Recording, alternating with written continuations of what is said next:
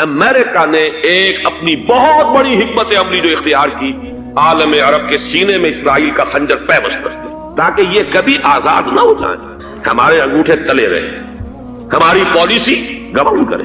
یہ استعمار کا دوسری جنگ عظیم کے بعد جہاں برطانوی استعمار، فرانسیسی استعمار رفتہ رفتہ یہ ہٹنے شروع ہوئے، صدر ناصر نے انگریزوں کو اٹھا کر پھینکا میڈیٹرینین میں اور دوسرے جگہوں سے، الجزائر نے آزادی حاصل کی فرانس سے، اطالویوں سے جو ہے لیبیا والوں نے آزادی حاصل کی، یہ ہو گیا، لیکن ایک خنجر پیوست کر دیا گیا اسرائیل کا سینہ عرب۔ اس صورتحال میں ظاہر بات ہے کہ ایک تو بڑی آئیڈیل پوزیشن تھی کہ پورا عالم اسلام متحد ہو، لیکن وہ تو بہت دور کا خواب معلوم ہوتا ہے۔ علامہ اقبال سے بڑا کوئی نقیب نہیں ہے ملت اسلامی کی وحدت کا، ایک ہو مسلم حرم کی پاسبانی کے لیے نیل کے ساحل سے لے کر تا خاک کاشغر، لیکن انہیں بھی اپنے لیکچرز میں کہنا پڑا کہ اس وقت جو صورتحال ہے پورے عالم اسلام کی ایک وحدت بن جانا تو تقریباً ناممکن نظر آ رہا ہے۔ اگر کسی طرح ایک common wealth of Muslim nations وجود میں آ جائے تو بھی بڑی کامیابی ہوگی، لیکن اس سے بھی پہلے یہ تو زیادہ آسان تھا کہ عالم عرب ایک وحدت کی شکل اختیار کر لے۔ یہ تو ایک قوم ہے، اکثر و بیشتر ایک نسل یا زیادہ دو نسلیں کہتی ہیں، شمالی افریقہ میں بربر نسل بھی ہے، باقی تو سب عرب ہے۔ یہ پورا عالم ایک نسل ہے، ایک زبان، پورے اتنے رقبے کے اوپر بولے جانے والی ایک زبان، یہ تو ایک ہو جائے۔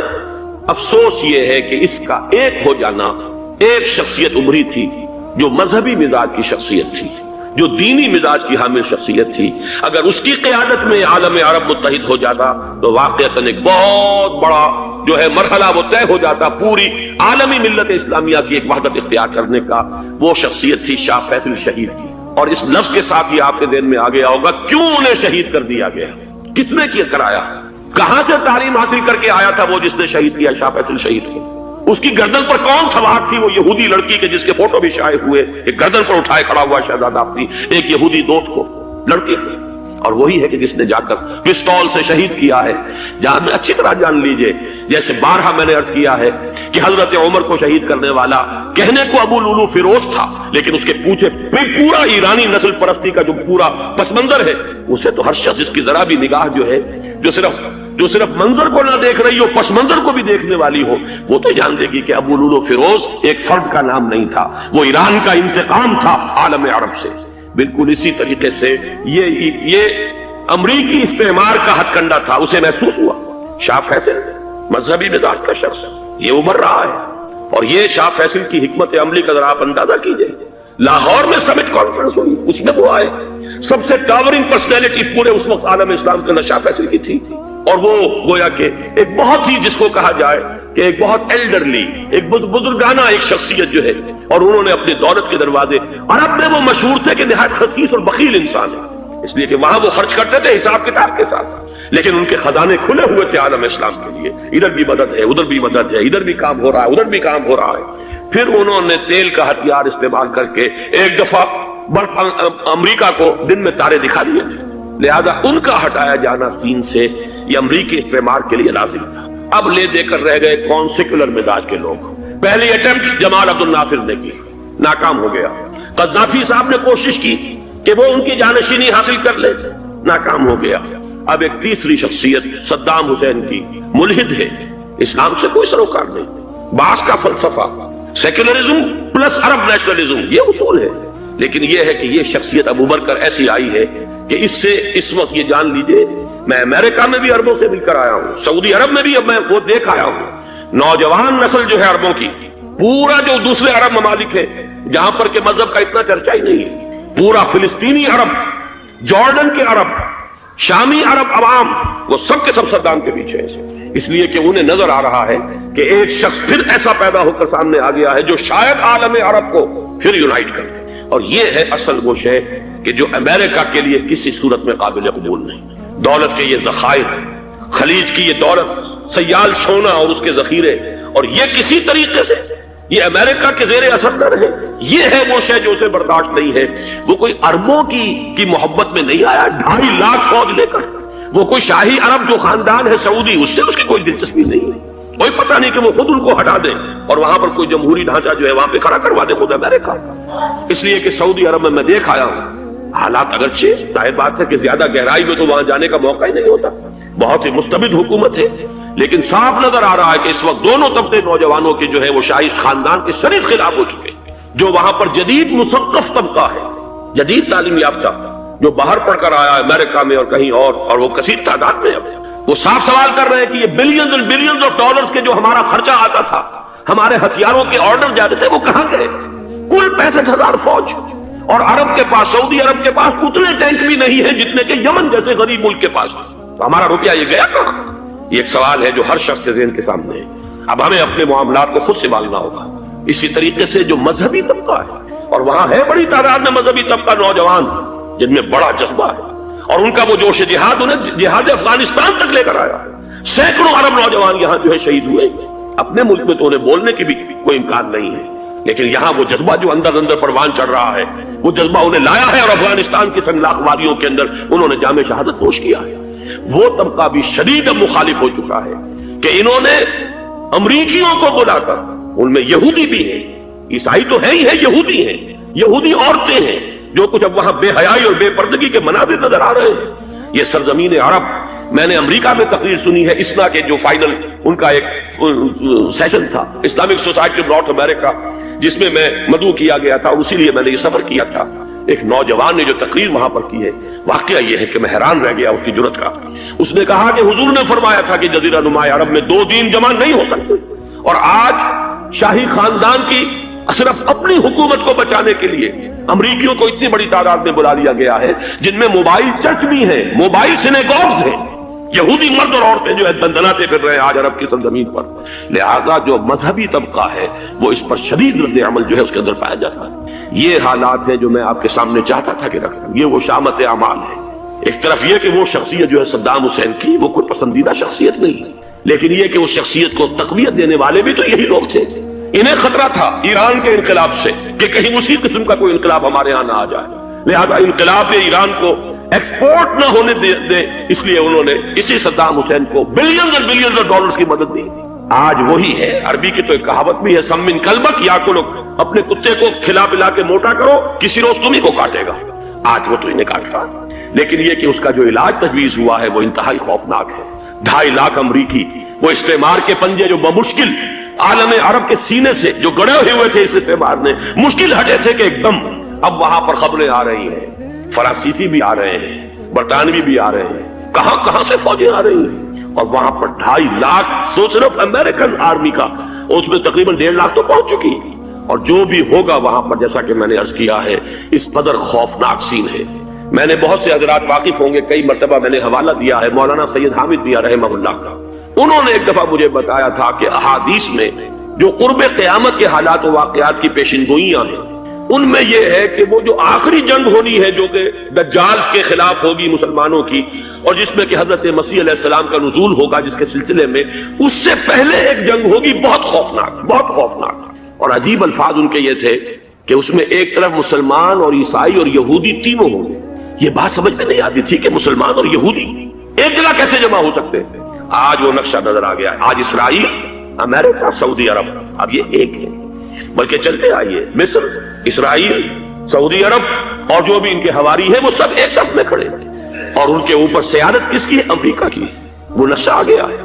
اور اس جنگ کے سلسلے میں مولانا حامد میاں رحمہ اللہ نے مجھے بتایا تھا کہ حدیث میں الفاظ آئے ہیں، اتنے لوگ ہلاک ہوں گے، اتنے لوگ ہلاک ہوں گے، اتنے لوگ ہلاک ہوں گے کہ ایک پرندہ سینکڑوں میل تک اڑتا ہوا چلا جائے گا اور اسے سوائے لاشوں کے اور کچھ نظر نہیں۔ یہ نقشہ خاکم بدہن تلا ہوا ہے، کھڑا ہوا ہے۔ جو بھی ہوگا کیمیاوی جنگ، کیمیاوی وارفیئر، کیمیکل وارفیئر، اور پھر ایٹمک وارفیئر، جس کی کھلی دھمکیاں دی جاتی ہیں۔ کبھی کوریا کے بارے میں اندیشہ تھا کہ یہ درندے خدا کی دھرتی کو، کوریا کی غریب بستی کو ناگاساکی بنا کے چھوڑیں گے، ہیروشیما بنا کے چھوڑیں گے۔ آج وہ صورتحال جو ہے عالم عرب پر، heart of the Arab land, اس پر یہ صورتحال بالکل تلی کھڑی ہے۔ اس میں ہمیں کیا کرنا چاہیے؟ میں نے یہ چاہا کہ پورا پس منظر آپ کے سامنے، صرف وقتی سا کوئی ایک نعرہ، وقتی سی کوئی ایک خبر، اس کے حوالے سے ایک جذبات کا معاملہ، پورا ایک پس منظر سامنے رکھیے۔ اب وہ آپ کو شاید میری باتیں جو ہے وہ سمجھ میں آ جائیں۔ نمبر 1، ہمیں کسی صورت اس جنگ میں امریکہ کے گھڑے کی مچھلی نہیں کرنا چاہیے۔ امریکہ اسلام کے تحفظ کے لیے نہیں آیا، امریکہ حرمین کی حفاظت کے لیے نہیں آیا، امریکہ اپنے مفادات، عالمی مفادات کے تحفظ کے لیے آیا، اور زیادہ سے زیادہ آپ کہہ سکتے ہیں کہ وہ سعودی شاہی خاندان کی حفاظت کے لیے آئے.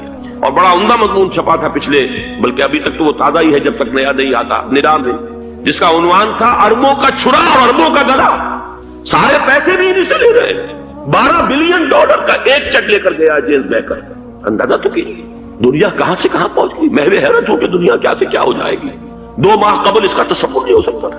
اتنی بڑی قوت امریکہ کی، تباہ کن قوت، اور جمع ہو جائے گی عرب کے اندر. لیکن یہ کہ وہ کوس بھی اربوں ہی کی ہوگی، انہی کا چھڑا انہی کا للا. ہمیں کرنا یہ چاہیے اللہ تعالی ہماری حکومت کو، ہمارے سیاستدانوں کو، ہمارے ذمہ دار لوگوں کو ہدایت دے. وہ امریکہ کے گھڑے کی مچھلی نہ بنے. اس کے تحفظ کے لیے یا شاہی خاندان کی حفاظت کے لیے بہت کچھ انہوں نے عیش کر لیے، کافی عیش کر لیے. باقی یہ کہ اب جو کچھ ہونا ہے وہ ہونا ہے. حرمین شریفین کو تو خود عرب کے لوگ کہتے ہیں کہ کوئی خطرہ نہیں ہے. سارا جھگڑا تو وہ تیل کی دولت کا ہے. وہ تیل کی دولت جو ہے وہ شمال مشرقی کونے کے اندر ہے. بلکہ یہ کہ جو رد عمل پیدا ہوا عالم اسلام میں اور سعودی عرب میں، خود اس کے مذہبی نوجوانوں میں امریکی فوجوں کی آمد کے خلاف اس کا جواب دیا گیا رابطہ عالم اسلامی کی طرف سے کہ یہ جو بھی جنگ کا محاذ ہے، جو فوجیں ہیں، یہ حرمین سے تو 1500 کلومیٹر دور ہے. تو حرمین کو تو کوئی خطرہ نہیں. خطرہ ہے امریکہ کے عالمی مفادات کو. آج آپ کو معلوم ہے دنیا 2 طبقوں میں بٹی ہوئی ہے، دی رچ اینڈ دی پور. یہ جو اقوام ہیں، جو 6-7 قومیں شمار ہوتی ہیں دنیا کی دولت مند قومیں، ان کے لیے خطرہ ہے کہ یہ اگر ہم ان کا جو سب سے بڑا ذریعہ ہے اس کا صنعت کا یہ تیل، اگر اس کو کچھ ہو گیا تو ان کی سب کی اکانومی جو ہے وہ ایک دم دھڑام سے زمین پر آ جائے گا. وہ بھی برابر ہو کر آ جائیں گے دنیا کے دوسرے ملکوں کے. یہ اس کی حفاظت کے لیے آئے.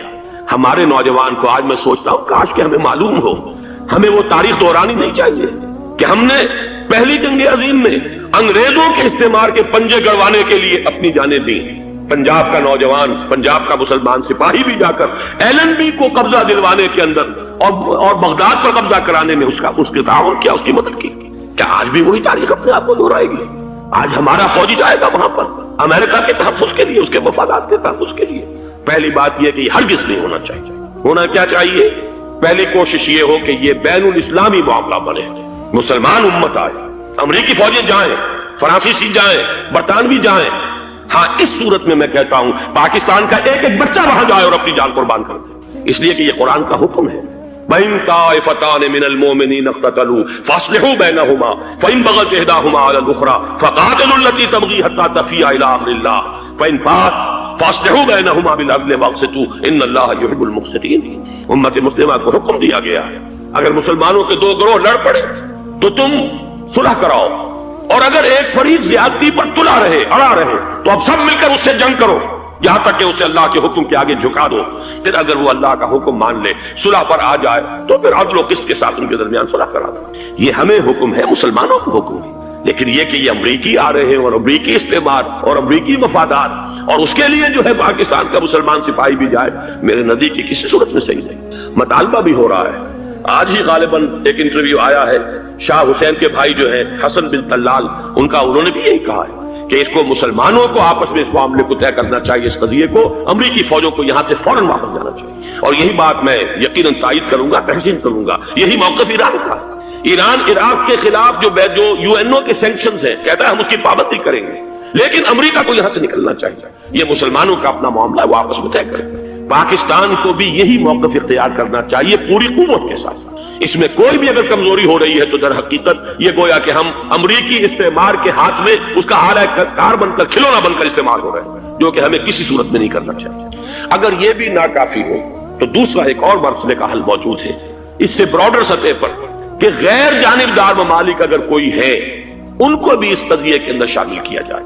ایک تحریک تھی کسی زمانے میں، کافی بڑی تھی، لیکن یہ کہ وہ بھی اگر اس کے اندر شامل ہو جائیں. لیکن امریکہ، رشیا، یہ تو ظاہر بات ہے سپر پاورز ہیں، ان کے مفادات ہیں، عالمی اور گلوبل مفادات ہیں. لہذا اول تو یہ ہونا چاہیے کہ بین الاسلامی معاملہ بنا کر، اس صورت میں جیسا کہ میں نے عرض کیا ہماری پوری فوج بھی جائے اللہ پر توکل کر کے. پاکستان کا محافظ اللہ ہوگا اگر اللہ کے ایک حکم کے اوپر عمل کرتے ہوئے مسلمان یہاں سے جائیں اور جا کر وہاں پر جو ہے اپنی جانیں دینے کو تیار ہو جائیں. لیکن اگر یہ اس میں بھی کافی نہ ہو تو جو بھی غیر جانبدار ممالک ہیں ان کو بھی اس معاملے کے اندر شریک کیا جا سکتا ہے.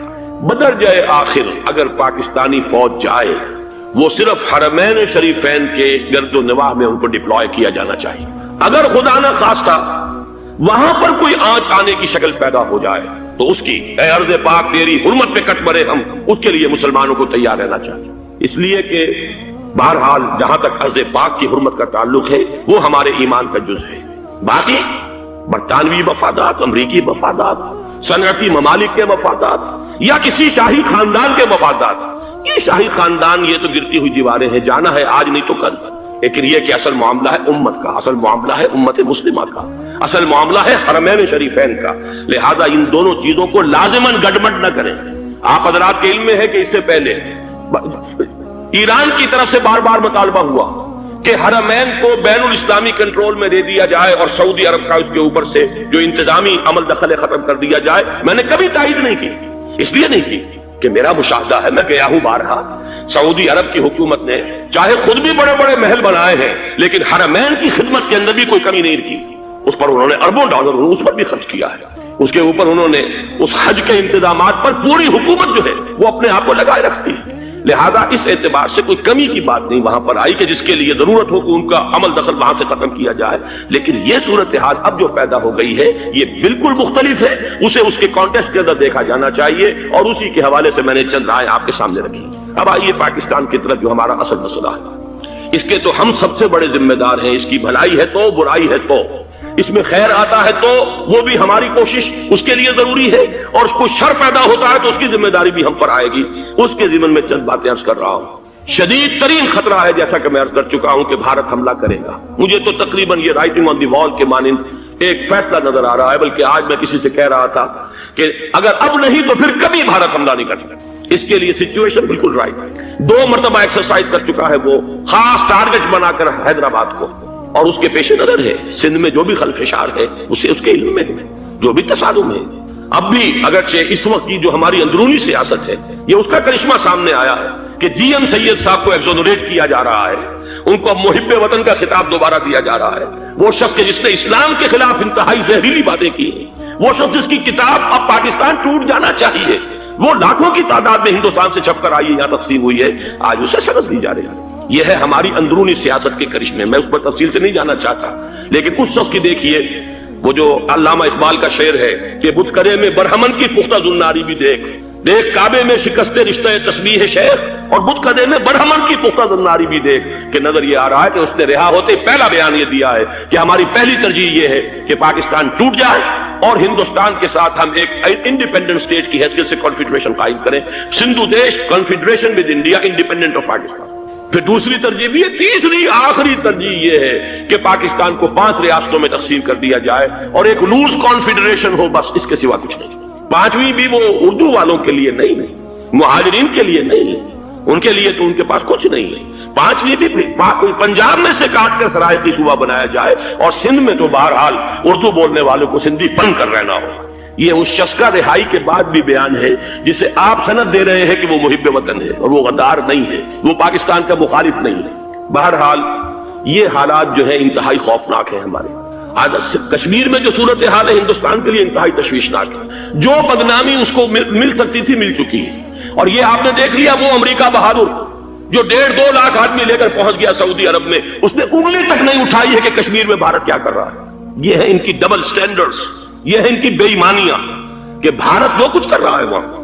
آج اگر ظلم ہو رہا ہے کویت میں عراقیوں کے ذریعے، پورے ورلڈ ٹیلی ویژن پر، CNN پر، فلاں پر، اور اخبارات میں، آج بھی ایک لمبا مضمون میں نے اخبار میں پڑھا ہے، لیکن یہ ہے کہ کشمیر میں کیا ہو رہا ہے کہیں تذکرہ نہیں ہو رہا۔ یہ ہے دنیا کے اندر دیانت اور امانت اور شرافت کا حال، اور بین الاقوامی سیاست جو ہے اس کے ڈبل سٹینڈرڈز، لہذا جو بدنامی بھارت کو آ سکتی تھی وہ آ چکی ہے۔ ہندوستان سے ایک نوجوان مسلمان صحافی دہلی سے آئے تھے، نئی دنیا ایک پرچہ نکلتا ہے اس کے طرف سے، وہ دورہ کر کے گئے ہیں، مجھ سے بھی لاہور میں ملے تھے، تقریباً 1 مہینہ 1.5 مہینہ ہوا۔ ان کے الفاظ سن کر میں کام کیا تھا۔ انہوں نے کہا تھا کہ بھارت کی حکومت اس کے اوپر تلی ہوئی ہے کہ چاہے ایک اور آخری کشمیری کو بھی ہلاک کرنا پڑے، وہ کشمیر کے اندر کبھی بھی کوئی معاملہ جو ہے کشمیر کی آزادی یا کشمیر کو پاکستان کے لیے جانے کے لیے تیار نہیں ہے۔ کیا بگڑے گا اس کا؟ آپ سمجھیے کہ اگر 80-90 کروڑ قوم کی ایک قوم ہے، 1 کروڑ آدمی ختم کر، ان کا دل تو جو ہے اس پہ دکھے گا نہیں۔ حال ہمارا یہ ہے کہ ہم تو کوئی چیلنج بھی نہیں کر سکتے، ہم تو اپنی صفائی دیتے رہے کہ نہیں ہمارا کوئی ہاتھ نہیں ہے، ہم نے کچھ نہیں کیا ہے، ہمارا کوئی اس کے اندر عمل دخل نہیں ہے، بس یہی ہماری ڈپلومیسی کا شاہکار رہا ہے۔ یہ حال ہے پاکستان کا۔ لہذا بھارت کا وہ معاملہ جو ہے، میں نے جیسا کہ آپ کے سامنے مختلف فیکٹرز گنوا دیے تھے، اندرونی اس کی سیاست، اندرونی خلفشات، وہ تو اب آ کر رہے گا۔ اللہ یہ کہ اللہ تعالیٰ کے قبضہ قدرت میں ہر شے ہے، وہ ٹال دے تو ٹال دے۔ مجھے اقبال کا وہ شعر یاد آ رہا ہے، تقدیر تو مبرم نظر آتی ہے لیکن پیران کلیسا کی دعا ہے کہ یہ ٹل جائے۔ ہم دعا کریں کہ یہ ٹل جائے وقت، لیکن یہ ہے کہ تقدیر مبرم نظر آ رہی ہے۔ اس حالت میں ہمیں کیا کرنا چاہیے؟ نمبر ایک یہ کہ سب سے اہم شے ہے قومی یکجہتی، اور قومی یکجہتی کے اعتبار سے انتہائی خوفناک مرحلہ آ رہا ہے انتخابات میں تو کچھ نہ کچھ فساد، کچھ نہ کچھ دنگا، کچھ نہ کچھ ہنگامہ، ایک دوسرے کے خلاف کیچڑ، ایک دوسرے کے خلاف الزامات بوچھاڑ، یہ تو بڑھتے ہیں۔ بھارت میں بھی قتل و غارت گری ہو جاتی ہے کچھ نہ کچھ۔ لہذا یہاں پر بھی پیر پگاڑا صاحب جو ہمیشہ سے کہتے چلے آ رہے ہیں فیملی پلاننگ، آج پھر ان کا جملہ آ گیا ہے کہ شاید اس انتخابات میں فیملی پلاننگ کے ذریعے سے کوئی بہت بڑا کام ہو جائے۔ پہلی بات تو یہ ہے کہ میں نے اب تک یہ کہا ہے کہ انتخاب کسی صورت میں پوسٹ پون نہیں ہونے چاہیے۔ اب بھی میں یہ کہتا ہوں کہ اگر تو انتخابات کا بدل صرف ایک ہے وہ مارشل لا ہے، تو پھر مارشل لا سے تو بہتر ہے کہ وہ انتخابات ہوں چاہے اس میں کوئی خلفشار بھی ہو، اس لیے کہ مارشل لا کا مطلب جو ہے وہ تو سندھ کے اندر ایک ناگزیر دھماکہ ہو جائے گا، تباہ کن، خوفناک، اور پھر بھارت کو کچھ کرنے کی ضرورت نہیں ہوگی، کیا کرایا اسے سارا معاملہ سندھ کے اندر سے مل جائے۔ مارشل لا ہرگز نہیں ہونا چاہیے۔ وہ بات جو سن 80 میں نے 18 اگست 1980 کو کہی تھی ضیاء الحق مرحوم سے، آج پھر اسی بات کی میں تکرار کر رہا ہوں، اعادہ کر رہا ہوں، مارشل لا پاکستان کے لیے سوسائڈل ہے۔ لیکن ایک آلٹرنیٹ سامنے آیا ہے، ایک تو پشاور ہائی کورٹ کا ورڈکٹ آ گیا، اور یہ کہ کچھ اور لوگوں کی طرف سے بھی باتیں آئی ہیں۔ ایک دو دن ہوئے ہیں، جنگ میں دو اہم سرخیاں تھیں، اور وہ بڑے اونچے حلقہ جو ہمارا فوج کا اونچا حلقہ ہے اس کی طرف سے اگرچہ نام کسی کا نہیں تھا، ایک تو یہ کہ ماشاء اللہ یہاں کسی صورت نہیں لگے گا، دوسرے یہ کہ کوئی قومی حکومت کی تشکیل جو ہے اگر کسی طرح ہو سکتی ہو تو وہ اس وقت کا حل ہے، اور وہ اسی شکل میں ممکن ہے۔ اگر تو الیکشن آپ پوسٹ پون کرتے ہیں اور اسمبلیاں پرانی بحال نہیں کرتے تو پھر تو اس کا مطلب یہ کہ ہمارا کانسٹیٹیوشن ایبروگیٹ ہو گیا اور اس کا آلٹرنیٹ سوائے ایک مارشل لا کے کوئی نہیں۔ لیکن اگر صدر اسحاق صاحب ہمت کر لیں ملک کے حالات کو دیکھ کر، جو اس وقت صورتحال ہے، جو خطرات ہیں بارڈر پر، ان کو دیکھتے ہوئے یا تو یہ کہ عدالتوں کے ذریعے سے اسمبلیاں بحال ہو جائیں، اس میں حکومت زیادہ رکاوٹ نہ ڈالے، یا یہ کہ خود صدر اسحاق صاحب واپس لے سکتے ہو قدم تو واپس لے لیں، لیکن یہ کہ تمام پارٹیز سے یہ پہلے عہد لے لیا جائے کہ وہ ایک قومی حکومت کی تشکیل کریں گے۔ یہ وہ بات ہے، آپ کو یاد ہوگا مرزا اسلم بیگ صاحب، انہوں نے بالکل شروع میں سن 88 کے الیکشن کے بعد کہا تھا کہ نیشنل گورنمنٹ فارم کی جانی چاہیے۔ اس وقت تو کسی نے دھیان نہیں دیا، پیپلز پارٹی بڑے نشے میں تھی، اس کو خاص طور پر سندھ میں جس طرح کا واک اوور ملا تھا، اس کا ایک نشہ تھا اس کے دماغ پر، اس لیے وہ سوچنے پر تیار نہیں ہوئی۔ لیکن یہ کہ وہ جو ایک فارسی میں کہا جاتا ہے کہ ہر چے دانا کنت کنت نادا لیک وعدس خرابی بسیا۔ میں آپ کو ایک حدیث سنانے چلا ہوں جس میں ایک عجیب نقشہ سامنے آتا ہے کہ یہ مہدی جب ظاہر ہوں گے تو کس طور سے ظاہر ہوں گے، ان کے ظہور کی کیفیت کیا ہوگی، کیف یظہر۔ یہ روایت ہے حضرت ام سلمہ سے رضی اللہ تعالی عنہا، حضور کی زوجہ محترمہ ہے، فرماتی ہیں ام سلمہ عن النبی صلی اللہ علیہ وسلم قال یکون اختلاف عند موت خلیفۃ، موت خلیفۃ، حضور نے فرمایا ایک خلیفہ کی موت پر اختلاف واقع ہو جائے گا، خانہ جنگی ہو جائے گی، فیخرج رجل من اہل المدینہ حاربا الی مکہ، پھر مدینے کے لوگوں میں سے ایک شخص نکلے گا، بھاگے گا اور جا کر پناہ لے گا اور چھپ جائے گا مکے میں، فیاتیہ ناس من اہل مکہ، پھر اس کے پاس آئیں گے اہل مکہ، مکہ کے لوگ، فیخرجونہ، اور اسے نکالیں گے، جہاں وہ چھپے ہوئے ہوں گے وہاں سے نکالیں گے، وہو کارہ، اور وہ بالکل اس کو پسند نہیں کر رہے ہوں گے، نہ وہ خواہش مند ہوں گے کہ ان کے ہاتھ پر بیعت کی جائے، نہ وہ یہ چاہیں گے کہ وہ میدان میں آئے اور ان کو جو ہے اپنا لیڈر مانا جائے، وہو کارہ فیبایعونہ بین الرکن والمقام، لیکن لوگ جو ہے پھر اصرار کے ساتھ ان کے ہاتھ پر بیعت کریں گے رکن اور مقام کے درمیان۔ رکن وہ کونا ہے خانہ کعبہ کا جس میں حجر اسود لگا ہوا ہے، اور مقام ابراہیم جو ہے، ان دونوں کے مابین جو یہ علاقہ ہے یہاں پر وہ بیعت ہوگی۔ ویبعث الیہ بعث من الشام، ان کے خلاف ایک لشکر بھیجا جائے گا شام سے۔ نہیں کہا جا سکتا کہ باسی حکومت اس وقت کی جو ہے اس کی طرف سے کوئی مسئلہ اس طرح کا اٹھ کھڑا ہو، اس لیے کہ ابھی تو بہرحال باسی حکومت وہاں ہے۔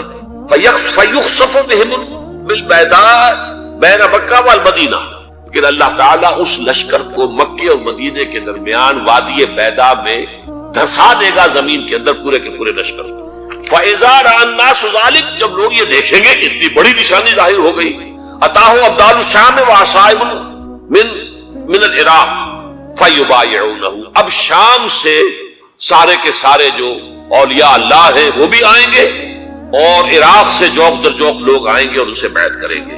وَيَعْمَلُ فِي النَّاسِ بِسُنَّةِ نَبِيِّهِمْ، پھر وہ عمل کریں گے لوگوں کے مابین، حکومت کریں گے اپنے نبی کی سنت کے مطابق۔ وَيُلْقِي الْإِسْلَامُ بِجَرَانِهِ، اور اسلام اپنی گردن زمین پر ٹھکا دے گا۔ وَالْأَرْضَ فِي الْأَرْضِ، زمین میں۔ فَيَلْبَسُ 7 سنین، پھر وہ 7 برس تک حکمران رہیں گے۔ ثُمَّ يُتَوَفَّى، پھر ان کا انتقال ہوگا۔ وَيُصَلِّي عَلَيْهِ الْمُسْلِمُونَ، اور مسلمان ان پر نماز پڑھیں گے۔ یہ جو میں نے آپ کے سامنے نقشہ کھینچا ہے، اس سے اب میں ایک نتیجہ نکالتا ہوں، اسے بھی میرا گمان کہیے، اختلاف بھی کر سکتے ہیں، آپ اگر اس کو وضعی سمجھے تو قبول بھی کر سکتے ہیں۔ وہ یہ ہے کہ میرے نزدیک ان کے ظہور کا وقت قریب ہے، اور اس کی تھوڑی سی بات میں مجھے معلوم ہوا کہ جین ڈکسن غالباً نام ہے امریکن اس کا، جس نے یہ پیشن کوئی خبر دی تھی کہ 1962 میں عالم عرب میں ایک بچہ پیدا ہوا ہے کہ جو وہاں کا نقشہ بدل کر رکھ دے۔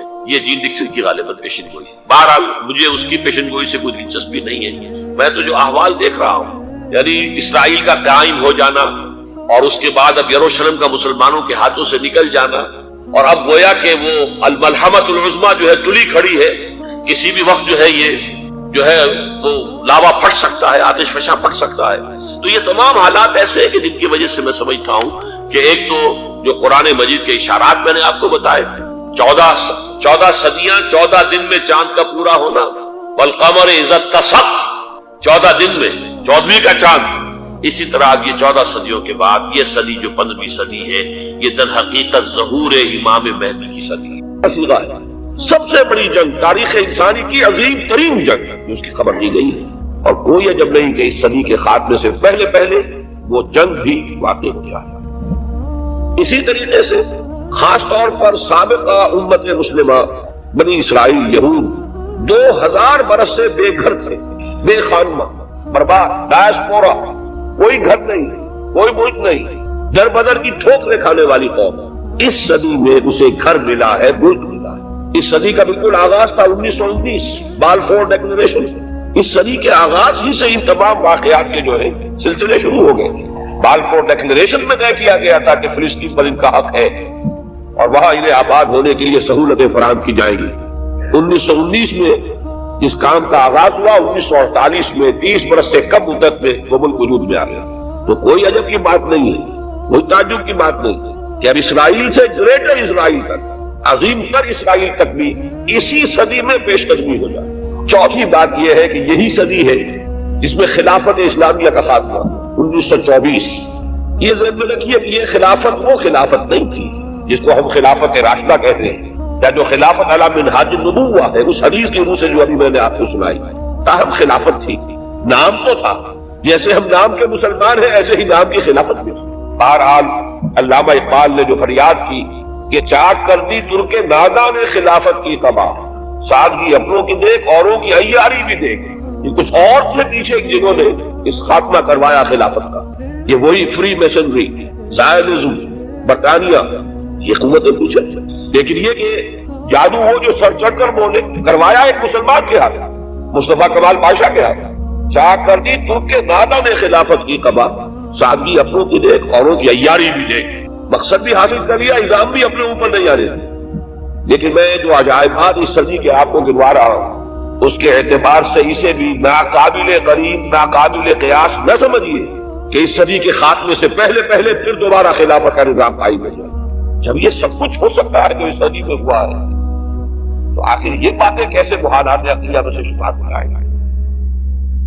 بہرحال میں نے اس صدی کے عظیم حوادث کا تھوڑا سا تذکرہ اس لیے کیا ہے کہ خاص طور پر حوالہ دینا چاہتا ہوں کہ جب خلافت کو ختم کرنے کی سازشیں چل رہی تھی، یہی آپ کا ملک تھا بر عظیم پاک و ہند، اس میں عظیم تحریک چلی تھی، پوری دنیا میں کہیں اور کوئی تحریک نہیں تھی، کہیں کوئی احتجاج نہیں تھا، پورے دنیا میں کسی دوسرے مسلمان ملک میں ترکوں کی ہمدردی میں اور ترکوں کی موافقت میں کوئی بات کبھی نہیں کہی گئی۔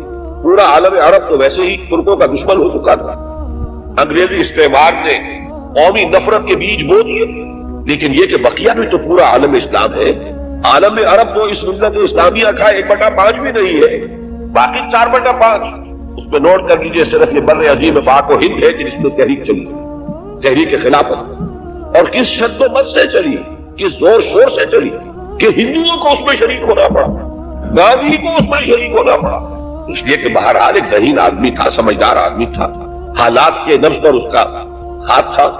وہ جانتا تھا کہ اگر اس وقت ہم نے مسلمانوں کا ساتھ اس تحریک میں نہ دیا تو پھر کسی بھی تحریک میں ہم ان کا تعاون حاصل نہیں کر سکتے. کہاں گاندھی، کہاں خلافت. لیکن آپ اندازہ کیجئے کہ یہ تحریک، یہ بھی در حقیقت مظہر ہے اسی کا کہ وہ تحریک اتنے شد و مد اور زور شور سے اٹھی تھی کہ گاندھی کو اس میں شمولیت اختیار کر دی اسی بر عظیم پاک و ہند میں. اور اب اللہ کا نام لے کر ہم نے اسی ملک میں سے جو بھی ٹکڑا ہمیں ملا ہے پاکستان کے نام سے، اب اس میں تحریک خلافت کا آغاز کیا. آغاز تو ہمیشہ حقیر ہوتا ہے، چھوٹا ہوتا ہے، لیکن کوئی تعجب کی بات نہیں. آخر بڑے بڑے تناور درخت بھی شروع میں چھوٹے سے نازک پودے کی شکل میں ہوتے ہیں.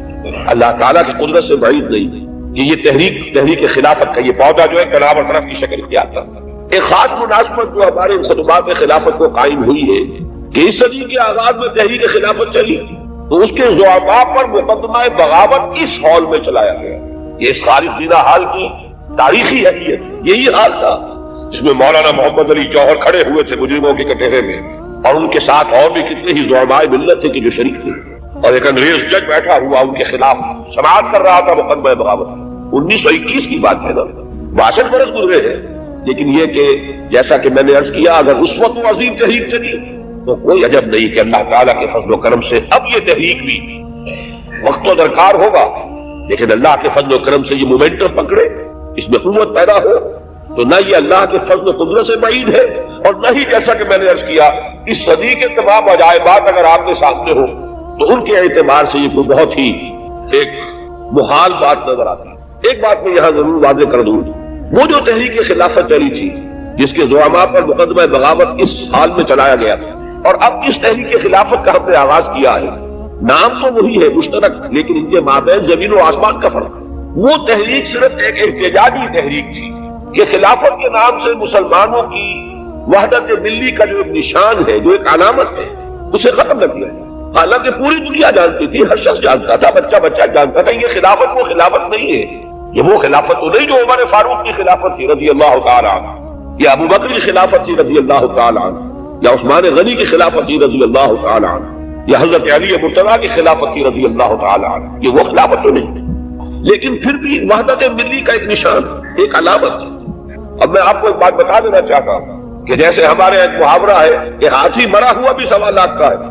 وہ خلافت اگرچہ اپنی حقیقت کھو چکی تھی، پھر بھی اس میں جو طاقت تھی، آخر کوئی شے تھی کہ جس کی وجہ سے اسلام کے دشمن یہ چاہتے تھے کہ اس کو ختم کر دیا جائے. اس کے ضمن میں ایک واقعہ بھی ہے کہ حضرت شیخ الہند مولانا محمود حسن رحمہ اللہ یہ جب مالٹا میں اسیر تھے، نظر بند تھے، تو وہاں جو انگریز کمانڈانٹ تھا اس کیمپ کا جس میں کہ وہ نظر بند تھے، اس کو کچھ انس ہو گیا حضرت شیخ الہند سے. بہرحال ہر شخص اندازہ کر لیتا ہے کہ یہ کوئی عام مجرم نہیں ہے، اس کی شخصیت ہے، روحانیت جو ہے وہ تو انسان کے وجود سے شعاعوں کی صورت میں پھوٹتی